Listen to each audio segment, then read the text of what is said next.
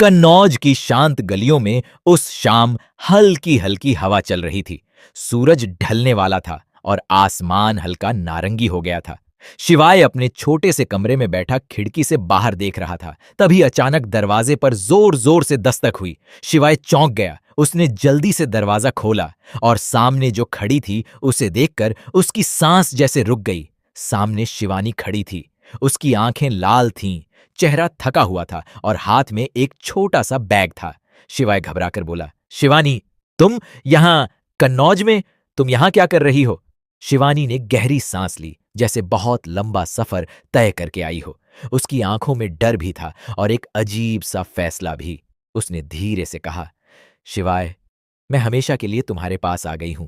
मैं घर छोड़कर आ गई हूं। शिवाय के चेहरे का रंग उड़ गया। वह कुछ पल तक चुप खड़ा उसे देखता रहा। फिर उसने हैरानी से पूछा, क्या तुम घर छोड़कर आ गई हो? शिवानी, तुम समझ भी रही हो तुमने क्या किया है? इतना बड़ा फैसला तुमने किससे पूछा? घर पर किसी को बताया भी है? शिवानी की आंखों से आंसू निकल पड़े। उसने कांपती आवाज में कहा, घर पर मेरी शादी तय कर दी गई है। आज लड़के वाले आए थे। सब मुझसे मिलकर गए हैं। पापा तो शादी की तारीख तक निकालने की बात कर रहे थे। यह सुनते ही शिवाय का दिल जोर से धड़कने लगा। उसे लगा जैसे उसके पैरों के नीचे से जमीन खिसक गई हो। उसने धीरे से पूछा, क्या शादी तय हो गई? शिवानी ने सिर झुका लिया। उसके आंसू रुक ही नहीं रहे थे। उसने टूटती आवाज में कहा, शिवाय, मेरी जान निकल रही है। मैं किसी और से शादी नहीं कर सकती। मैं सिर्फ तुमसे शादी करना चाहती हूं। कमरे में अचानक गहरी खामोशी छा गई। बाहर हवा चल रही थी, लेकिन अंदर जैसे सब कुछ ठहर गया था। शिवाय के मन में हजारों सवाल उठ रहे थे। एक तरफ उसका प्यार था और दूसरी तरफ समाज, परिवार और जिम्मेदारियां। शिवानी ने उसकी आंखों में देखते हुए कहा, अगर तुम चाहो तो हम अभी भागकर शादी कर सकते हैं। मुझे किसी और के साथ अपनी जिंदगी नहीं बितानी। शिवाय चौंक गया। उसने तुरंत कहा, पागल हो गई हो क्या? भागकर शादी? तुम्हें पता भी है इसका मतलब क्या होता है? शिवानी ने मजबूती से कहा, मुझे सब पता है, लेकिन मैं मजबूर हूं। अगर मैं वापस घर गई तो पापा मेरी शादी उसी लड़के से कर देंगे। शिवाय बेचैन होकर कमरे में टहलने लगा। उसके दिमाग में एक तूफान चल रहा था। उसने कभी सोचा भी नहीं था कि एक दिन ऐसा भी आएगा जब प्यार और परिवार के बीच उसे फैसला करना पड़ेगा। कुछ देर बाद उसने धीरे से कहा, शिवानी, तुम्हारे पापा हमें कभी माफ नहीं करेंगे। शिवानी ने उसकी तरफ देखा और कहा, मुझे किसी की माफी नहीं चाहिए। मुझे सिर्फ तुम चाहिए। उसकी आंखों में इतना सच्चा प्यार था कि शिवाय का दिल पिघलने लगा, लेकिन फिर भी उसके मन में डर था, बहुत बड़ा डर। उसी समय बाहर से किसी गाड़ी के रुकने की आवाज आई। शिवाय खिड़की की तरफ गया और जो उसने देखा उसे देखकर उसके चेहरे का रंग उड़ गया। बाहर एक काली कार खड़ी थी और उसमें से दो लोग उतर रहे थे। शिवाय घबराकर बोला, शिवानी, लगता है कोई यहां आ गया है। और तभी दरवाजे पर जोर से दस्तक हुई। दरवाजा खोलो! आवाज इतनी तेज थी कि दोनों के दिल जोर से धड़कने लगे। शिवानी डरकर शिवाय के पीछे छुप गई। लेकिन असली सवाल अब यह था, क्या दरवाजे के बाहर शिवानी के घर वाले खड़े थे या फिर कोई और जो उनकी जिंदगी को और मुश्किल बनाने वाला था? दरवाजे पर हो रही जोर जोर की दस्तक से पूरा कमरा कांप सा उठा। शिवाय और शिवानी दोनों की सांसें तेज हो गईं। शिवानी डर के मारे शिवाय के पीछे छिप गई। उसके हाथ कांप रहे थे। उसने धीमी आवाज में कहा, शिवाय, अगर ये पापा के आदमी हुए तो? अगर उन्हें पता चल गया कि मैं यहां हूं तो? शिवाय खुद भी घबराया हुआ था, लेकिन उसने खुद को संभालने की कोशिश की। उसने धीरे से कहा, शांत रहो, पहले देखते हैं बाहर कौन है। दस्तक और तेज हो गई। बाहर से आवाज आई, दरवाजा खोलो, हमें पता है कोई अंदर है। शिवाय का दिल जोर जोर से धड़कने लगा। उसने धीरे धीरे कदम बढ़ाए और दरवाजे के पास पहुंच गया। कुछ पल तक वह खामोश खड़ा रहा, जैसे खुद को हिम्मत दे रहा हो। फिर उसने धीरे से कुंडी खोली और दरवाजा खोल दिया। दरवाजे के बाहर दो आदमी खड़े थे। दोनों के चेहरे सख्त थे और कपड़े देखकर लग रहा था कि वे सीधे साधे लोग नहीं थे।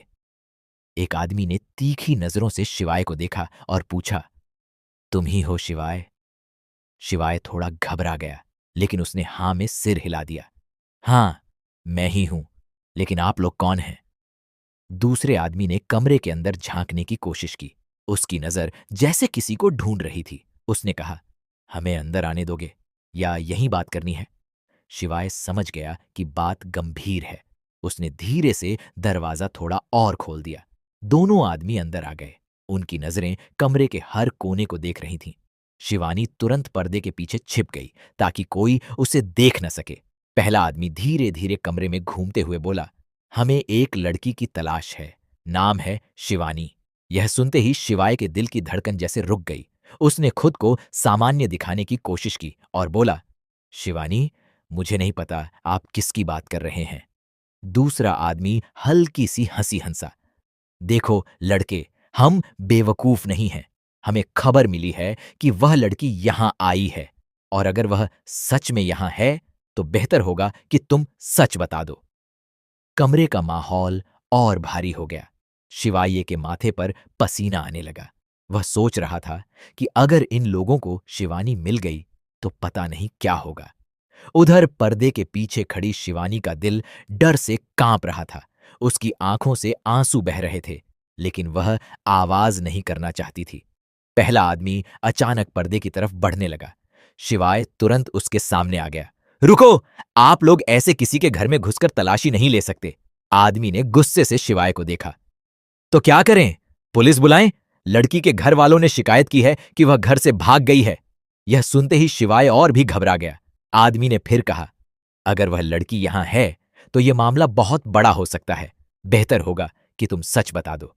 कमरे में खामोशी छा गई। कुछ सेकंड ऐसे लगे जैसे समय रुक गया हो। तभी अचानक पर्दे के पीछे से हल्की सी आवाज आई। दोनों आदमियों की नजर तुरंत उसी तरफ चली गई। शिवाय समझ गया कि अब सच्चाई छुपाना मुश्किल है। तभी धीरे धीरे पर्दा हिला और उसके पीछे से शिवानी बाहर आ गई। उसकी आंखें आंसुओं से भरी हुई थीं, लेकिन चेहरे पर अजीब सी हिम्मत भी थी। पहला आदमी उसे देखकर बोला, तो तुम यहीं हो? शिवानी ने कांपती आवाज में कहा, मैं अपनी मर्जी से यहां आई हूं। किसी ने मुझे मजबूर नहीं किया।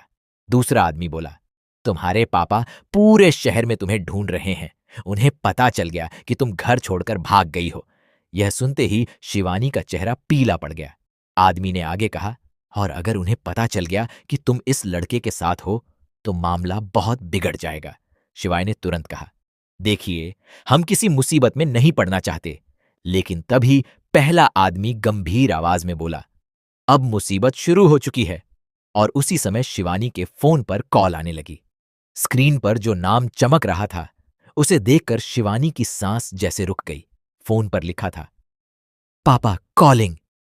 कमरे में फिर से सन्नाटा छा गया। अब सवाल यह था, क्या शिवानी फोन उठाएगी? अगर उसने फोन उठाया तो क्या उसके पापा को सच पता चल जाएगा? और अगर सच सामने आ गया तो क्या शिवाय और शिवानी का प्यार बच पाएगा?